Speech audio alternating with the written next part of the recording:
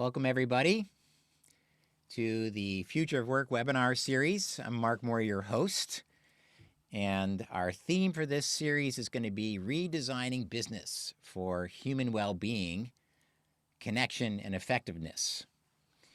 And today, I'm excited to have, as a part of our show here, Adrian, who will be focusing on one of the biggest issues we have right now around employee engagement.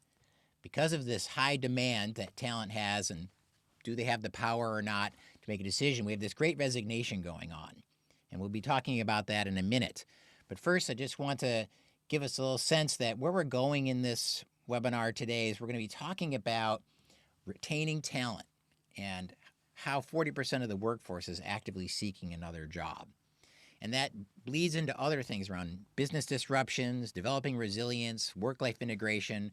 But really, today, how do we engage employees the way we've been engaging customers for a long, long time? So I want to just introduce here Adrian. Adrian, thanks for being with us here today. My pleasure, Mark. Excited to be here today, my friend. Yeah, Adrian's got a ton of knowledge in this area and is the founder and podcast of CX Chronicles.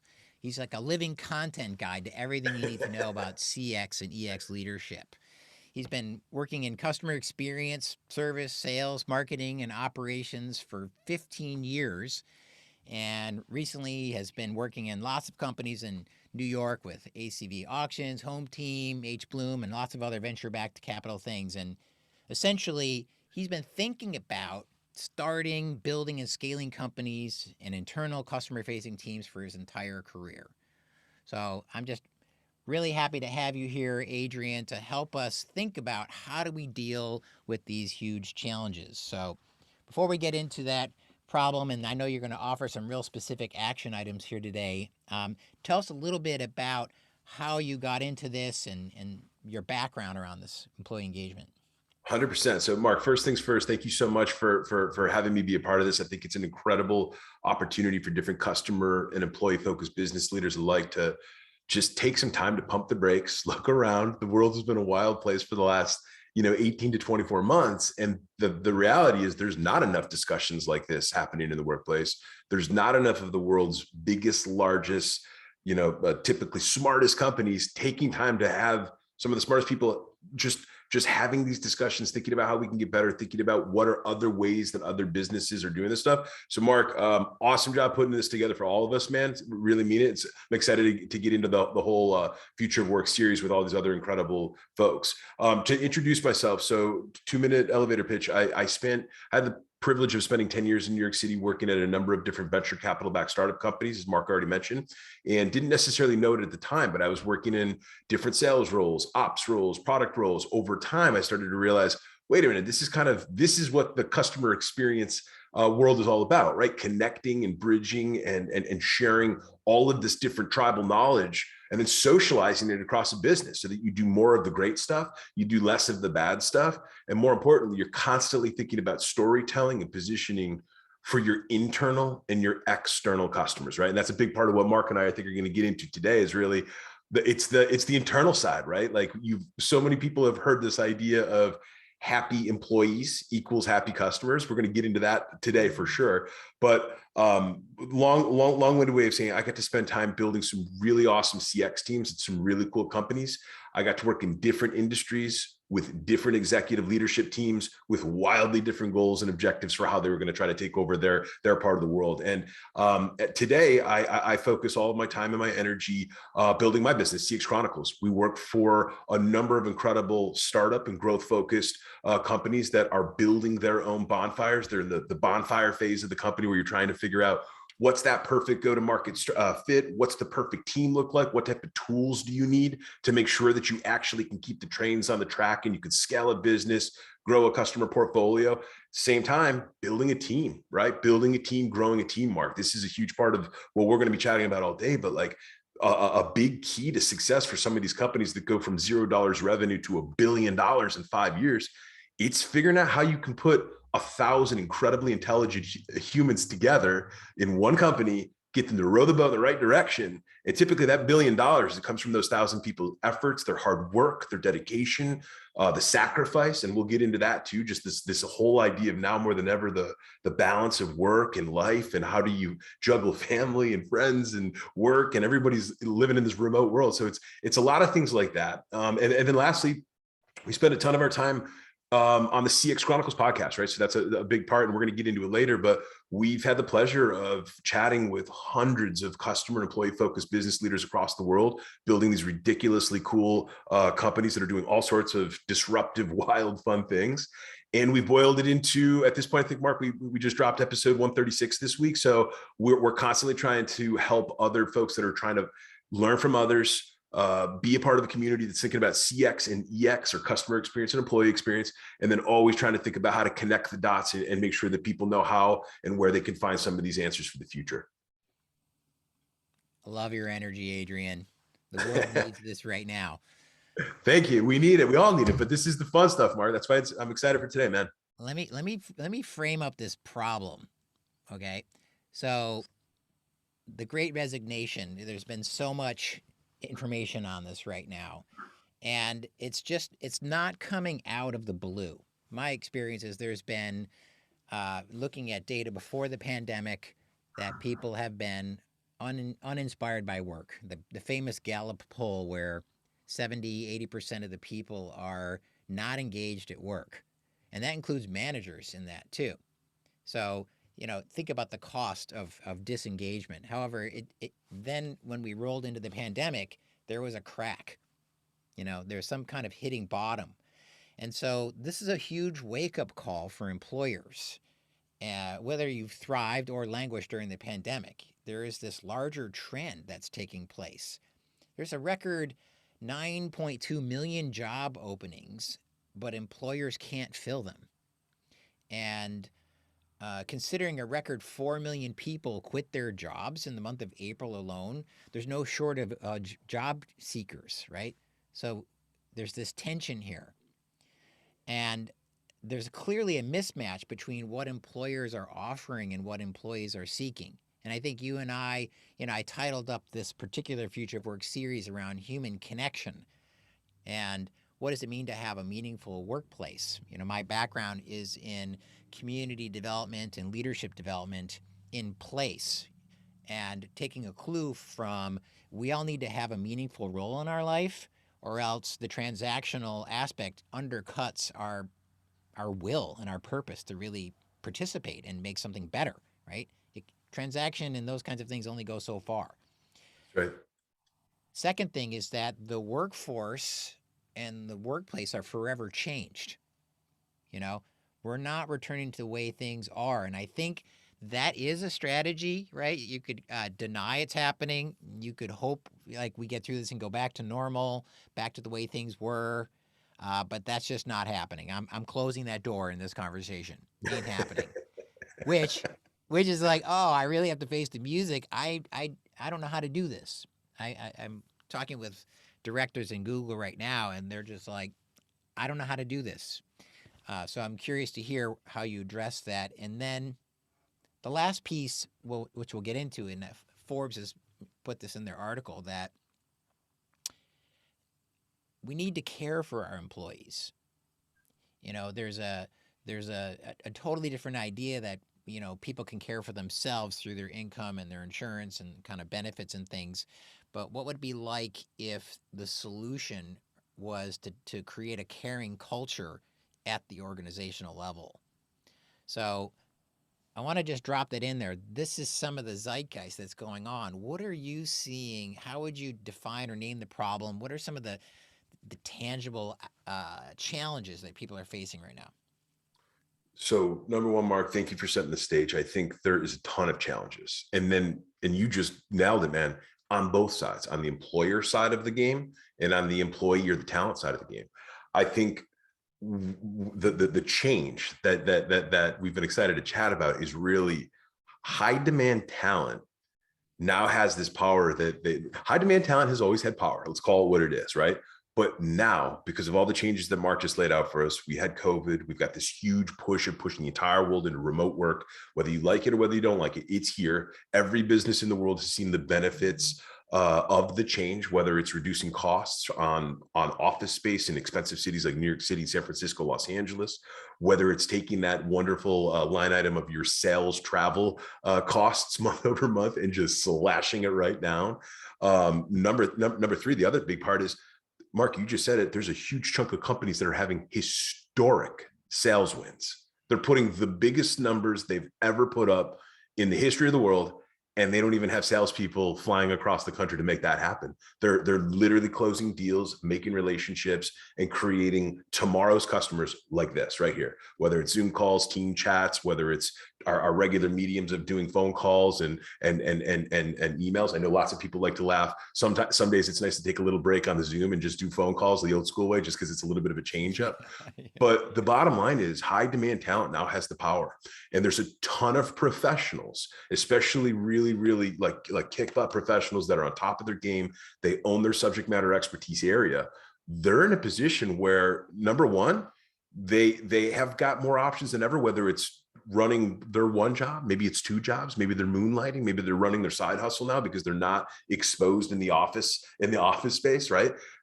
There's a few reasons. Number one, they can, right? Like, all of these remote possibilities were created for us now. So now there's a handful of people out there that are capturing those possibilities and they're running with them.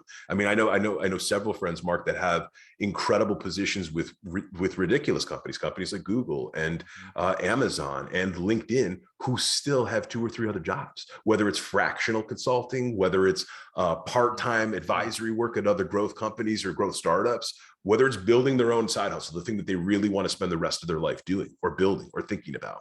Number two, the office is dead. I know that there's some of these folks out there that are like pumped and eager to get back to the office, but the reality is that's not the whole. Number one, that's not the whole. Number two, the talent side and the employee side, we've gotten a 2-year taste for how you can actually be a phenomenal employee, contribute to a business or a company, that you've got a specific role and a specific set of deliverables that you need to accomplish every single day, every single week, every single month. But we're not about hour counting anymore, right? In the traditional world, you saw which group of people showed up at 8 in the morning and stayed until 6 p.m. at night. You saw which group of people showed up at 10 a.m. and left at 4:30. And then you saw the group in the middle that could get their stuff done and kind of run that 9 to 5. We don't have that anymore. The office is slowly kind of taken a back seat to productivity. It's taken a back seat to collaboration, because frankly, some of the best companies on planet Earth, Mark, they are phenomenal at running asynchronous activities that allow really smart individuals to work when and where they need to. I don't know about you, Mark, but like for me, I've got my creative burst where I can get more stuff done from 8 a.m. to 11 a.m. than I think most normal people do in a 9 to 5. That's just me. That's just how I'm built. That's just how I'm wired, right? I have those creative bursts and I can get a ton of things done to kind of set the day off. People now have that flexibility too. They've been given this possibility of where they can actually work within their own rhythm and their own style that's going to make them the best possible player that they can be. And lastly, interests. I think interests have really generally changed, because if you think about it, pre-COVID, we had to spend so much time in the physical work location that it was hard to stroke other interests. Maybe you're a salesperson, you wanted to learn more about ops and product. Maybe you're an ops person, you want to learn more about how sales and customer success and customer service talks with customers and works with customers every day. And maybe you were a technology or a product person who wanted to learn both about both those worlds, because you want to take a breather from your zeros and your ones and your reports and your product build outs, because you want to go learn what Mark and Adrian are talking to customers about. That excites you. And maybe that's going to help you build the next product a little bit better. Point being is, now in this remote world, in between our Zoom calls and in between our phone chats and in between our asynchronous work, we've got all this additional time that we've never had before to stroke those interests, learn about these other areas of the business. Maybe take time. Maybe you can't do the coffee chat or the beer chat anymore with your teammate, but you can call somebody in another city or in another office in your company and say, "Hey man, do you want to pop on? I'd love to learn what you guys are building over on the product side, and I'll tell you what we're doing on sales this month." So now you have this ability to exchange and to share ideas. And I think that you're seeing some of the smartest, most experienced workers in the world. They're flexing some of those muscles. They're taking this opportunity to be able to do some of those things. And frankly, Mark, they're growing and they're learning and they're expanding in the process. And I think what I know we're gonna dive into right after this, but it's some of the best companies in the world. They're gonna have to think about how they can play with all these new rules under all these new confines, and all of these traditional things just got shaken up. And we're gonna have to think about how to sort of make sense of that over these next couple of years as we move into the future. Big time. Big time.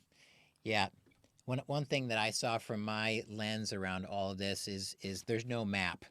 And so being courageous and experimenting and doing these tight loops with employees as your customer, what is engaging for them and what's not. For example, one of the recent things that came out through Harvard Business Review was talking about burnout, and people were heading in that direction anyway.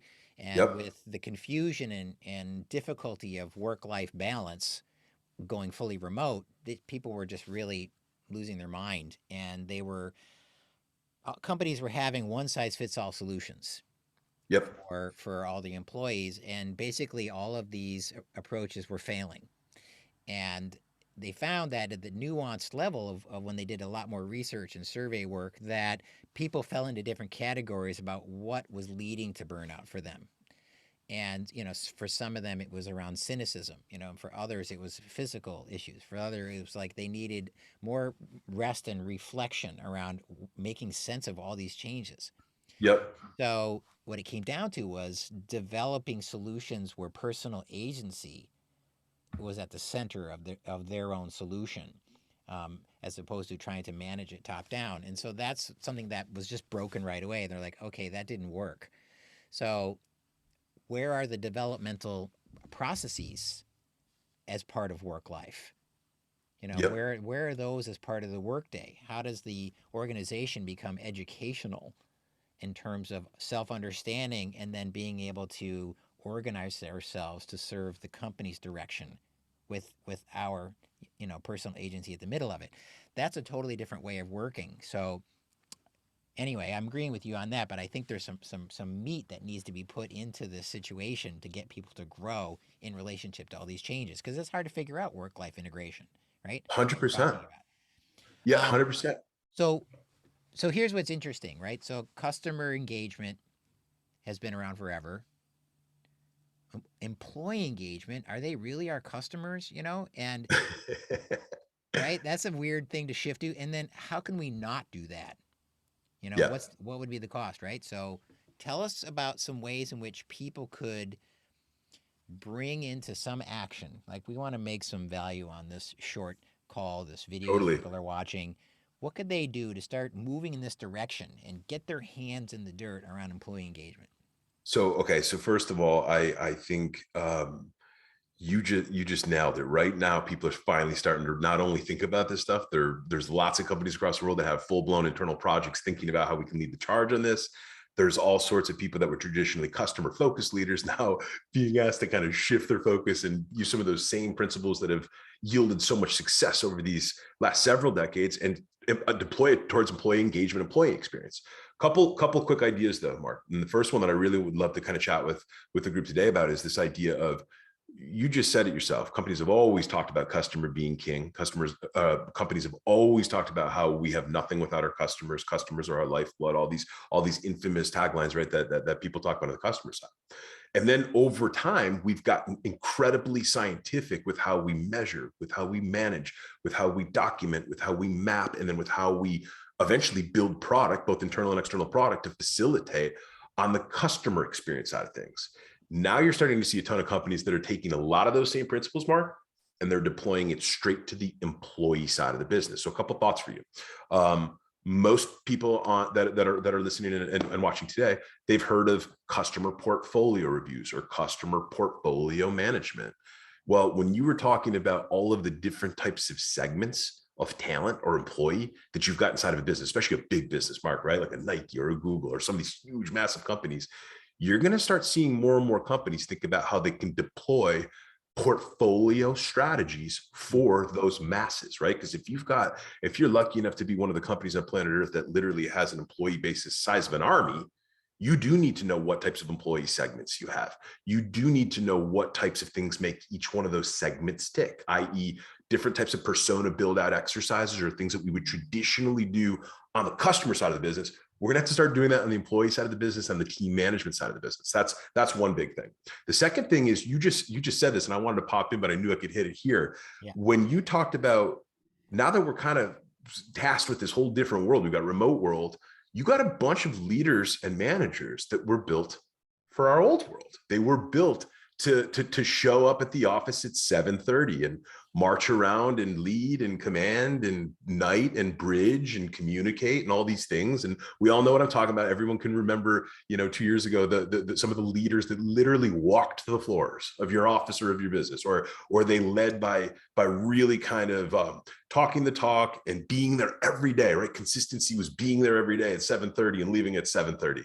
Not so much anymore. Now you've got this world again where people can do the work when they need to do it, as long as, again, every business is different, but at the end of the day, if you're accomplishing your deliverables, if you're keeping your customers happy, if you're getting the core activities that you've been hired for a business to deliver on a regular, frequent basis, now you've got all this additional flexibility. And point is here, Mark, is most companies haven't taken the time to stop and actually do a basic assessment for which leaders and which management are built for this new world. Because now you've got to be able to do both. You got to do the physical piece and you have to do a remote management piece. And part of remote management, guys, number one, this playbook has only been it's been being built for a while. Obviously, there's tons. Mark, you and I both have friends that are incredible global remote managers that have led huge teams across multiple countries. So there's some people that have been doing this for a long time, but not everyone. Most people, I would argue, were very much affixed to the physical world, where part of your game was really about being able to sort of, once you walked into the office, it was almost like an NBA player walking out onto the court, or the NFL players running out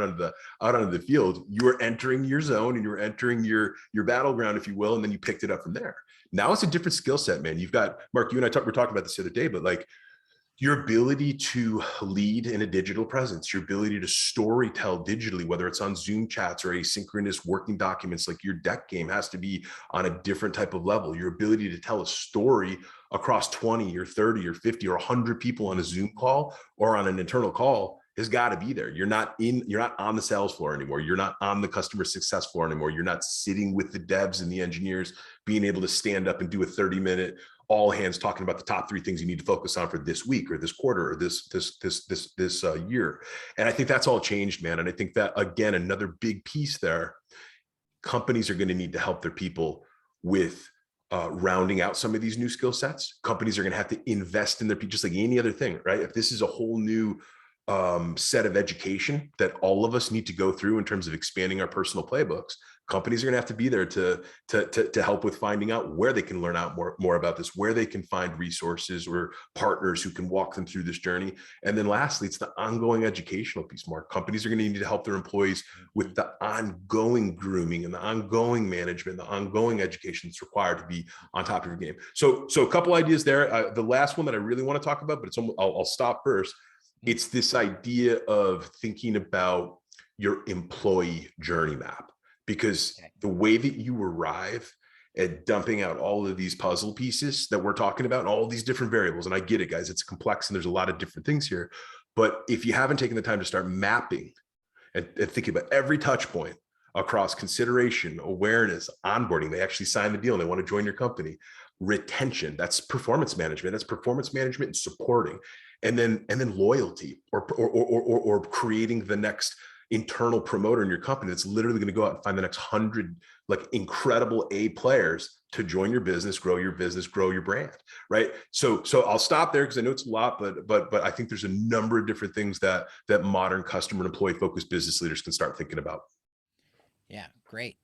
2 things. I'm gonna come back and we'll go a little more detail on one little thing that I heard the other day. I want to drop a poll in the call here, and hopefully you'll be able to see that. Um, just to learn a little bit more about you, in case we have a certain constituency on the call here. What is your role in your arena of work, and what size company are you working with? Just to give us a feel, and maybe that'll direct some of the value here towards what's meaningful for you. So just want to get a quick sense. Go ahead and just fill out those 2 questions, and we'll get a little summary going. The other day, one of the things that I heard was the all hands, where the VP of certain company I work with is talking at people and doing the pep talk and saying to people, yeah, get better at self care. You know, uh, and that's it. Nice. So what do you mean by storytelling, and how could leaders do a better job of engaging the development of their employees? Okay, so awesome question, Mark. And I think that one term that's been really, really popular in the whole world of customer experience and customer success optimization and management. It's this idea, and some of the best companies in the world have been doing this for decades. So this is not anything that I've developed. This is what some of the leading companies in the world are thinking about. They've done a really great job of building out their voice of customer reporting, right? Or their VOC reporting. So that's kind of taking a snapshot view of all the inbound customer feedback that you're getting. How can you kind of break out your specific reporting for your business or your team or your department so that salespeople understand the sales nuggets of feedback that they can get better with and that they can use to refine their day? Ops people see their operative parts of the business that they're getting feedback about things you need to get better with logistically or things that you need to get better with your support side. Product can see all the product items, Mark, right? They can see all the different things the customers are asking you to invest in and improve with your actual technology.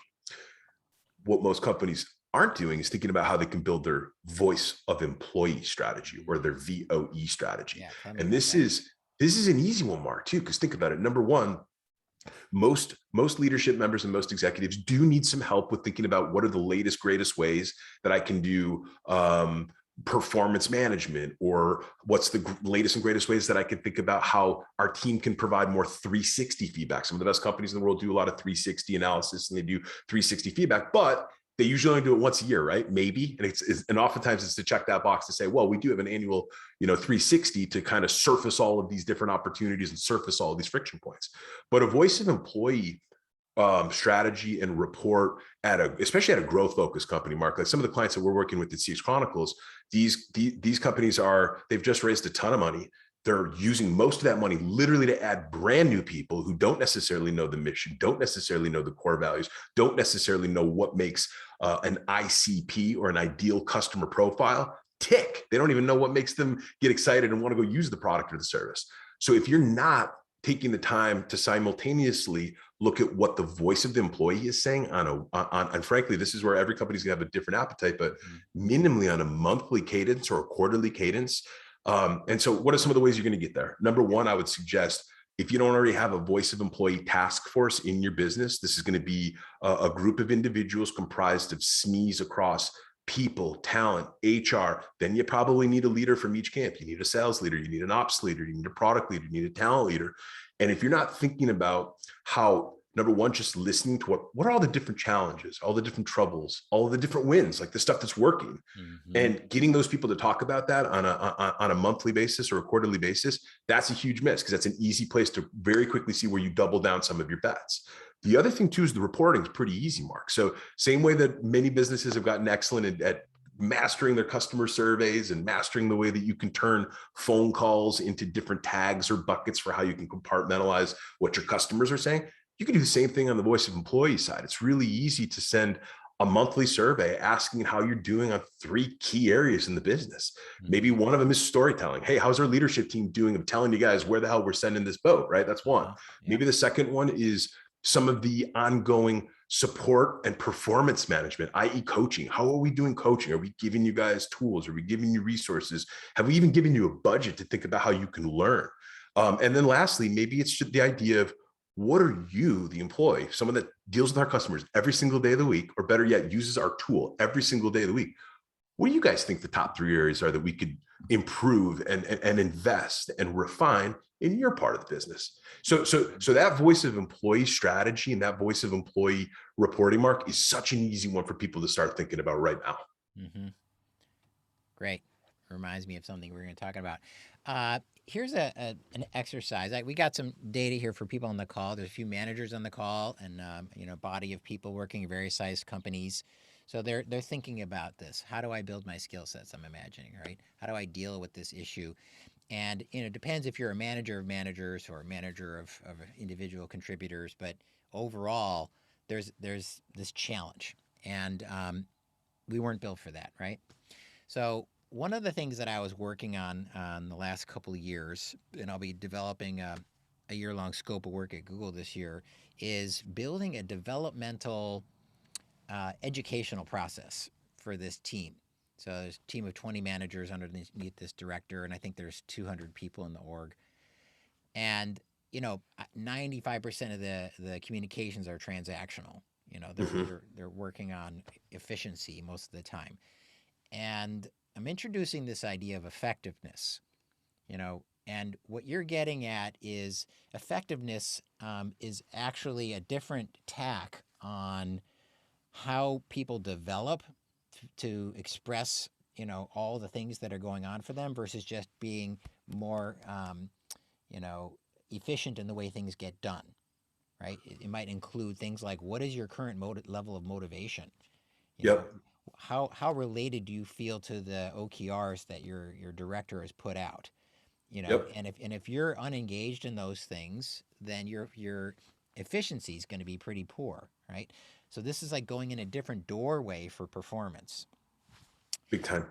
So one of the activities, this is a specific instrument, is around reflection, and it's different than feedback in that you're engaging in your employees' ability to self-reflect, to kind of pause and say, what am I thinking about this current situation? Because we're often not invited into that open-ended process because maybe there's a correct answer, or maybe, I'm afraid that I'm going to get judged for this particular situation, which leads to this whole body of work called psychological safety. The teams that performed best actually had a really high capacity to reflect without a conclusion or an outcome or a judgment of what their exploration was going to be. It led to a Hmm. lot more team understanding of where people were at, what was underneath behaviors, and also risk taking around innovating new ideas. So I want to invite the people on the call here to reflect. All right, so this is a small exercise. And the question is like this. I just offered this up to a team of managers the other day, and the open ended aspect of a reflective question is very unlike most one on one meetings. In fact, I would say a lot of adults don't know how to ask an open ended question. It's because there's so much culture around being the expert and being the authority that somehow it undermines your authority if you don't know something, right? Or you're asking an open-ended question without a solution to it. That's okay, and I think we need to move in that direction when the dots are not connecting right now, right? We don't want to connect the dots. We want to sit in the gap. Yep. So that capacity can be built through the art of reflection. So, as the listener, if you ask the question, hang out with the person as they struggle with figuring that out, right? Listen carefully, ask them a clarifying question, ask them, what's still unknowable for them around this problem. So, here's the exercise. In the chat, uh, reflect on what is emerging for you in this conversation. What's highlighting? What's capturing your interest as it relates to things that you're struggling with right now? What are you challenged by? What are you responsible for? And what in our conversation is capturing your attention? Something that floated by.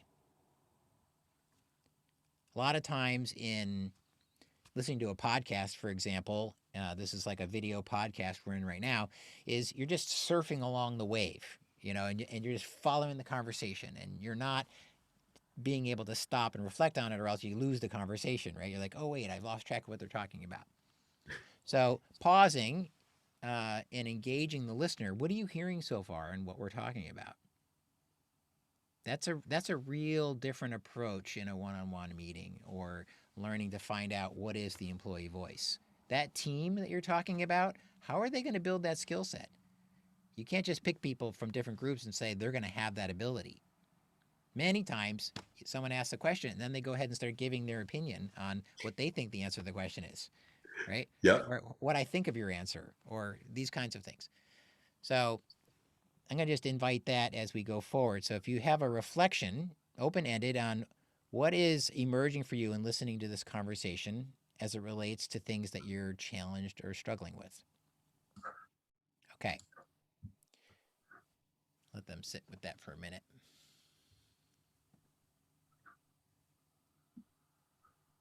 Mark, and while we're waiting for folks to add some ideas here, you're really right. It's like going back to this idea of just rethinking your processes, or rethinking your leadership skill sets, or rethinking even the way that those folks are having some support or some coaching or some additional resources given to them for how they can think about this differently.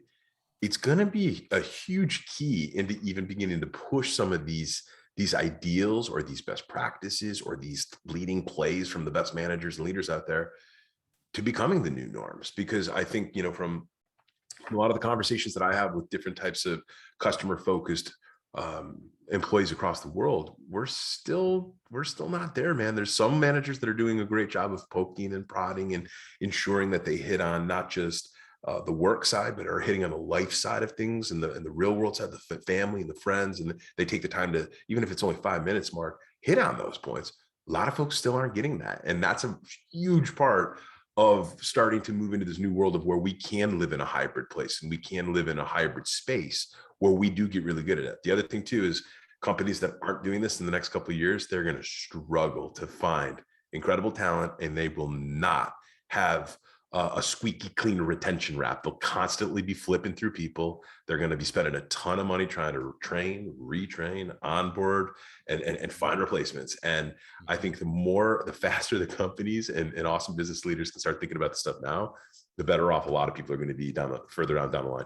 Let's talk about this when employee voice group. They're trying to find out what people are struggling with in terms of the company goals right now. Let's talk about employees' voice as it relates to their involvement in creating the OKRs from the ground up, from their Love it. position. Love it. Okay, so you're asking me right now, right? Yeah. Because All right. I think this is, there's some tension in this question, right? It's just Yeah, not like what leaders are going to say, well, why would I ask them? totally. So for the longest time, you typically had a top-down type of approach for thinking about the assessment, the aggregation, the prioritization, and then the resourcing of a given set of OKRs, right? Whether it's sales OKRs, product OKRs, ops OKRs. If you think about it in a different type of sense, oftentimes when you would go and pull, and I have done this with some of our clients at CXC, Mark, so this is fun, but like when you go to pull the team on the top 3 OKRs in their given section, you often find a big big gap, a big disconnect where they say, dude, they picked these 3 things. They picked these 3 things for us to focus on this quarter. None of those 3 things equal my Pareto, the 20% of things that bring 80% of my problems.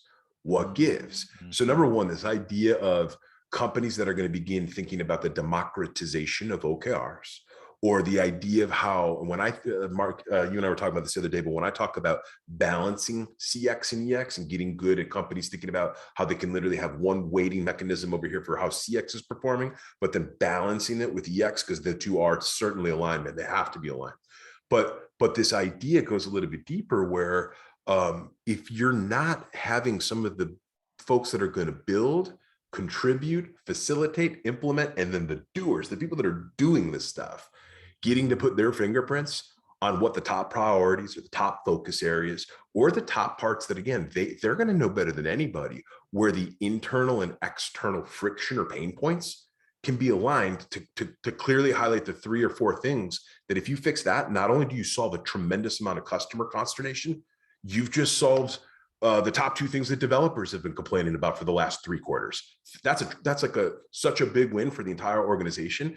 I'm sure there's other people smarter than us, Mark, that could also start computing what the ROI of that looks like. Because once you start thinking about reducing churn, increasing retention, increasing LTV due to customer satisfaction, and then you start, again, you think about that balancing act, then you start doing the same computation on the EX side, reducing employee churn, increasing employee retention, which is going to probably equal better, healthier, tighter, stronger, faster roadmaps and OKRs for the next year or beyond. Mm-hmm. Those are things that are so easy for us to start bringing to our leadership table tomorrow. And those are things that are actually really easy, where you don't need anything super overly scientific to calculate or to measure, to manage some of this stuff. You just got to start. You just got to start with simple polls. You got to start with simple conversations or task forces or groups that can at least come up with what the initial MVP idea is going to look like.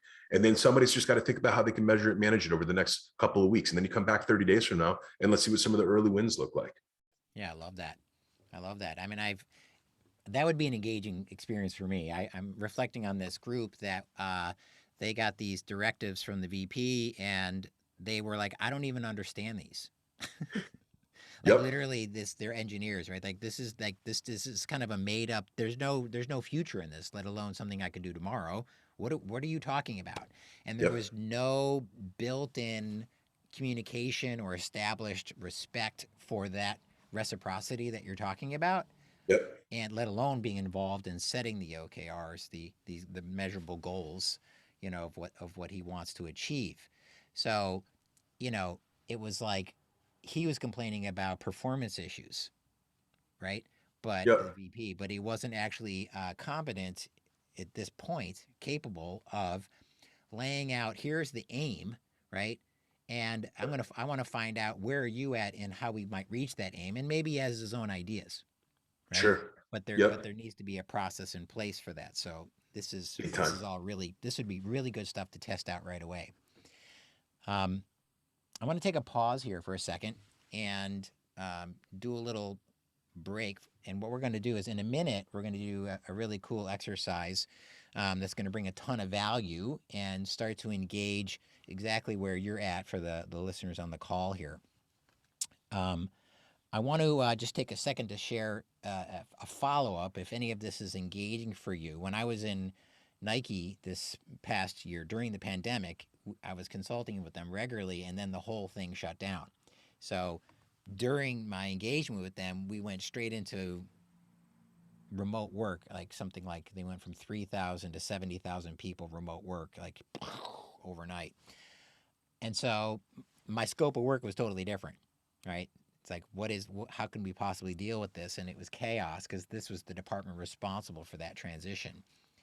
So I started inventing processes that now you're giving names to. These employee engagement experiences and developmental approaches to what am I even thinking and feeling? And that self observing and self understanding is critical to even having an employee voice. I think one of the reasons why leaders don't ask employees what they think is because they're not sure they know how, or they're not really getting thoughtful answers. They're just getting back automatic responses. So, so I created this course called Thrive, and so I'm gonna drop in the chat. I made a video about this, and you can go check it out. If any of this is appealing to you, you can look that up. Um, and check it out. So it's a 5-day course. It's very little work, small amount of time yields a lot of results because it's working with building the muscle of reflection, and starts to you build this capacity for how do I engage in my own thinking and know that I'm engaging in it, so that I can start to be having fresh ideas, fresh thinking, fresh reflection. Because a lot of times, what happens in the mind as a human connection person, I know that people tend to have thoughting, right? Repeating thoughts, which is kind of an automatic level of consciousness, let's say. But understanding what you're thinking about requires a kind of a framework. So even asking the question, what are your current struggles? What are you seeing that you need to develop capability in? And who might you go to for those resources? All of a sudden people go, oh, that's a good question, and when they kind of rock back, now something starts to churn, right? And the energy of the person asking the question is really engaging. They care, right? And that is another capacity that's not a technical capacity. But this idea that came in that Forbes article is, how do we build a culture of caring? It's an actual muscle, right? I care what you're struggling and thinking about, and it leads to effectiveness. It takes a little more time, But ultimately, that time is saved by all the inefficiencies that fall off the table because now we have alignment, right? What's the value of engagement? That alignment is really key with the OKRs of the company and between the VP and the people pulling it off. So I'll just drop that link in a minute. It's called Thrive. Go check out the video there that I've been working on. So how I want to wrap up this session today is an experience in asking an open-ended question of reflection in a breakout session. So I'm going to set people up in breakout sessions in pairs. You may not be in the same industry, you may not be in the same role, but you're both human beings, and you're both doing work in the world, and you both have some curiosity around how to increase engagement, either your own or with others. And so essentially, it's a simple question. What are you hearing today that you want to learn more about, dig into, find meaningful? Like what's emerging, what's fresh, what capture, and name that. Stop the surfboard on the wave for a minute in the podcast. And as the person asking this question to them, really sit and listen. Don't think about what you're going to say. Really pay attention. Okay, this is really key. I know when someone's paying attention to me, right? And that care opens up something new, and it's a bit vulnerable, So just find the intersection between sharing something fresh and something that's going to have meaning for you. And then switch, right? So just pick who's going to go first. It's a simple question around what do you find meaningful now and how are you going to integrate it? And then the listeners is asking clarifying questions if necessary. Okay, so we're going to do that breakout for the maybe 5-7 minutes, something like that, right? And then we'll come back and people can reflect in the chat what the value is, and then we'll sign off and learn about how they can find out more about you, Adrian. Awesome. How's that sound? Fantastic. Okay, cool.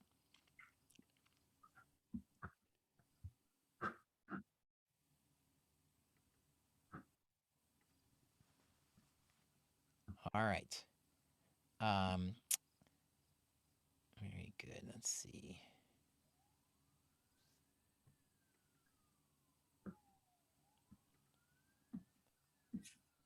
Okay.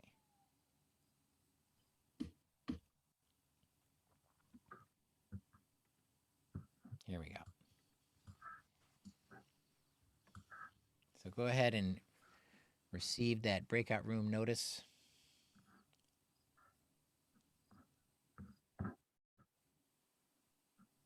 Okay. So we're now in the main room, and they're in their breakout room. And Deb Coviello's sitting on the sidelines.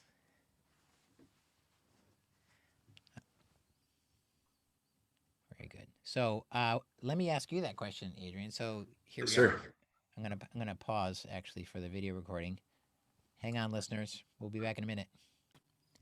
Welcome back from your breakout. For those of you who had a meaningful conversation and weren't just on mute with each other, drop in the chat how that was for you.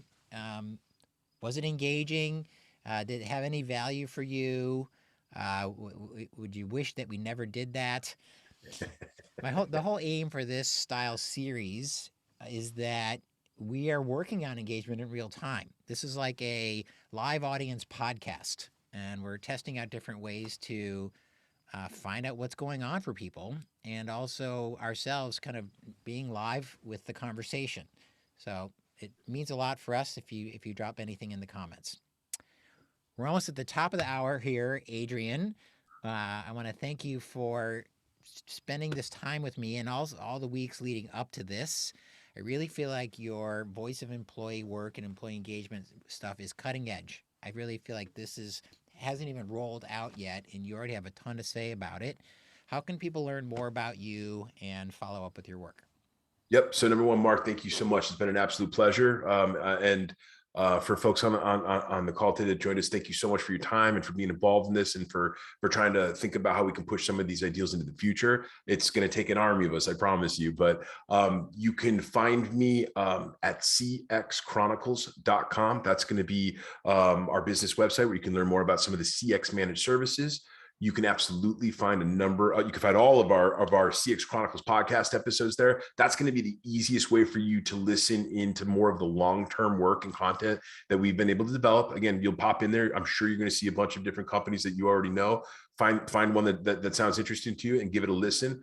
We spend a ton of time talking about what we call the 4 CX pillars: team, tools, process, and feedback. And really a lot of the work that we do in our managed services and in our CX executive recruiting services, they very much align to those 4 pillars.